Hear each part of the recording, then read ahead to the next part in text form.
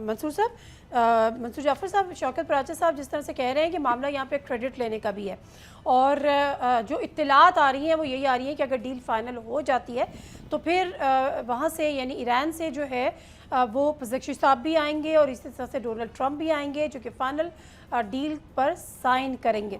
लेकिन उससे पहले कि जो फ़ाइनल डील या जो कॉम्प्रिहेंसिव डील हो जाती है, क्या आप देख रहे हैं विन विन सिचुएशन होगी? ईरान मज़ीद अपनी चीज़ों को बैक ऑफ करेगा, जो ख़ास तौर पे यूरेनियम इनरिचमेंट का मामला प्लस जो न्यूक्लियर का मामला? देखिए जी, इस वक्त जब आप ब्रेक पे थे तो जो अहम डेवलपमेंट्स जो हैं वो रिपोर्ट हुई हैं। एक तो ईरान की जो सरकारी खबरसा एजेंसी इरना है उसके हवाले से ये इतला अभी ब्रेक हुई है कि ईरानी वफद जो है वो कल मुज़ाकरात के हवाले से नहीं आ रहा, इस्लामाबाद नहीं आ रहा। और उसके साथ साथ जो अभी जो हाई सीज़ है उसमें अमरीकी फोर्सेस ने जो है ईरान के एक तिजारती जहाज़ पर फायरिंग की है और उसे मजबूर किया है कि वो उसके ब्लॉकेट तोड़ने की कोशिश की, उसे वापस जाने पर मजबूर किया है।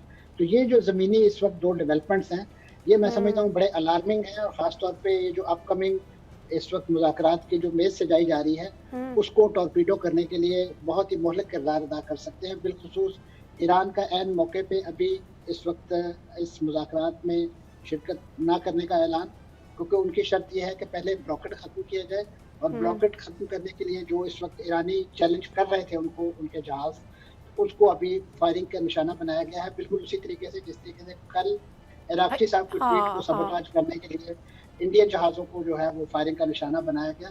तो अब अगर ये, और इसी साथ इसके साथ अभी किसके जहाज़, अमेरिकन जहाज़ आप कह रहे हैं?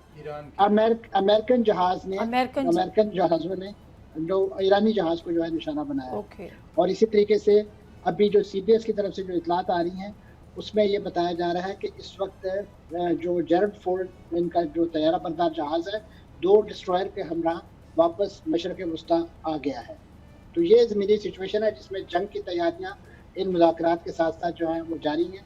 और वो जो डोनाल्ड ट्रंप साहब मुख्तलिफ अपने हार्ड हिटिंग स्टेटमेंट्स के ज़रिए धमकियाँ लगा रहे थे, तो वो लग रहा है कि उसमें काफ़ी हद तक संजीदा भी हैं, और इसी वजह से जो ज़मीनी इस नौइयत का बिल्डअप है, और ख़ास तौर पे ये जो 2 लेटेस्ट अभी गुज़ारिशात मैंने की उसकी रोशनी में मुज़ाकरात का इस वक्त जो मरहला है वो हकीकी मानों में ख़तरात से दो-चार है।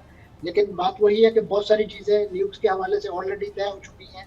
लेकिन इससे पहले मंसूर जाफ़र साहब, सॉरी, मैं आपकी बात के में मज़ीद मेरा सवाल ये है कि जो तड़ियाँ लगा रहे थे, जो थ्रेट कर रहे थे डोनाल्ड ट्रंप, वो कहते कि अगर डील नहीं हुई तो फिर मैं वो करूँगा जो 47 सालों में नहीं हुआ।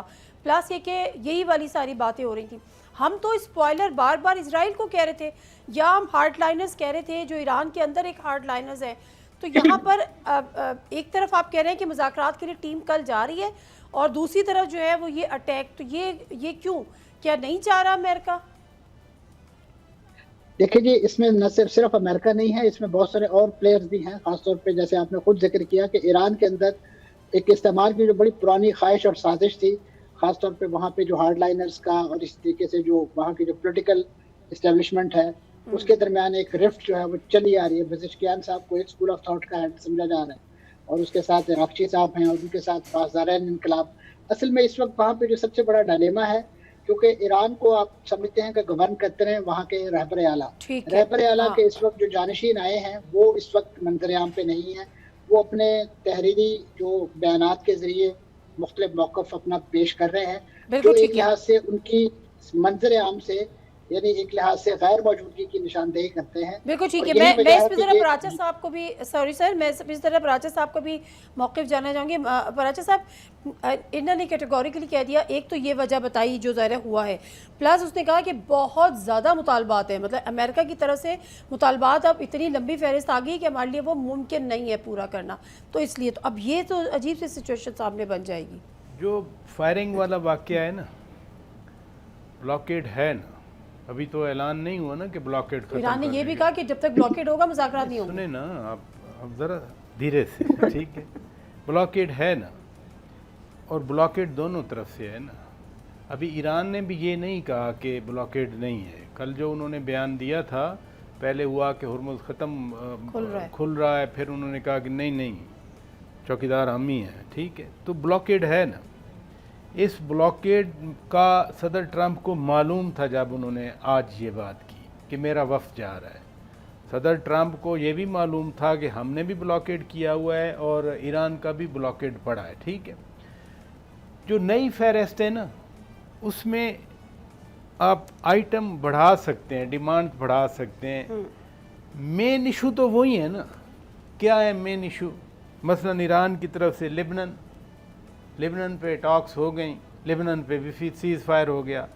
दूसरा मेन इशू हुर्मुज़ इटसेल्फ, कि जी हुर्मुज़ खुलेगा, हुर्मुज़ नहीं खुलेगा, ब्लॉकेड होगा, काउंटर ब्लॉकेड होगा। जब जंग नहीं थी हुर्मुज़ खुला था, किसी को पता ही नहीं था कि हुर्मुज़ इतना बड़ा मसला बना सकता है। ट्रू।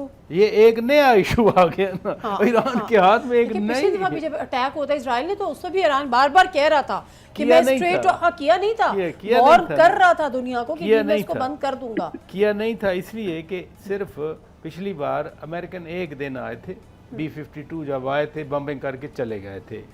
इस दफ़ा जो ईरान ने काउंटर अटैक्स किए मिडल ईस्ट पे, ये भी एक नया फिनोमिनन था ना कि जी हम अमेरिकन बेसिस को हम इधर से तबाह करेंगे, हम अमेरिका को निकाल देंगे। जो असल इशू बच गया वो है न्यूक्लियर प्रोग्राम। बाकी कौन से मसाइल हैं? यानी मुतालबात की अगर लिस्ट एक्सपेंड हुई है तो इन्हीं में हुए हैं ना। सर ये तो मैं नहीं कह रही ना, ये तो इरना बता रहा है, नहीं, ईरान नहीं, का नहीं, मौक़िफ़ सामने आया है, तो वो ये कह रहे हैं कि जी एनालाइज क्योंकि कर एक रहे हैं तमीज़ ना। फहरिस्त है और फिर ये अटैक वाली बात, तो हम और फिर वो ब्लॉकेट वाली सुने ना, बात।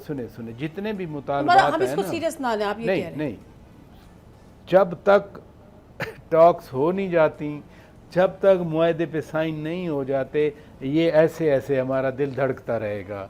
क्योंकि ये इतना 47 ईयर खुद सदर ट्रंप कह रहे हैं ना, जाहिर है 47 ईयर के बाद हुआ क्या? पहली बार कहाँ हुआ? इस्लामाबाद में हुआ क्या? आमने सामने बैठे, ये कभी नहीं हुआ। ईरान और यूनाइटेड स्टेट्स, अमेरिका और ईरान कभी आमने सामने नहीं बैठे। ऐसे ही। मैं सही बात करूं आपसे, मैं उस दिन UN जनरल असेंबली के हॉल में मौजूद था। अहमदी नजाद साहब जो हैं वो उन्होंने तकरीर की, उन्होंने अमेरिका में न्यूयॉर्क में खड़े होकर कहा कि अमेरिका सबसे बड़ा शैतान है दुनिया में। यानी इस हद तक एक दूसरे के खिलाफ नफरत। सो जब तक ये टॉक्स हो नहीं जाती, कल नहीं है टॉक्स, कल तो रवाना होंगे, ऐसे ही तो ना। ट्यूसडे हाँ, तो फिर अभी हमारे पास आज की रात भी है, कल का दिन भी है, कल की रात भी है। हमारे पास हम सालिस हैं ना। बिल्कुल ठीक है। मैं इसी बात को आगे बढ़ाती हूँ। मंसूर जाफर साहब, आपको याद होगा कि जो 11 अप्रैल का राउंड था, उससे एक दिन पहले तक भी ईरान इसी किस्म की बात कर रहा था कि ये नहीं माना गया तो हम आएंगे नहीं, ये नहीं हुआ तो हम आएंगे नहीं, बट वो आया भी। तो मुझे लगता है ये आप इस पर बेहतर रोशनी डालें कि एक सोशल मीडिया प्लेटफॉर्म है, वो जिस तरह से इस्तेमाल हो रहा है, हो सकता है एक दूसरे को बारगेन करने के लिए इस्तेमाल हो रहा हो, प्रेशराइज करने के लिए इस्तेमाल हो रहा हो, मैक्सिमम गेन के लिए इस्तेमाल हो रहा हो, और फिर अल्टीमेटली बैठना है और साइन करना है। What do you think sir?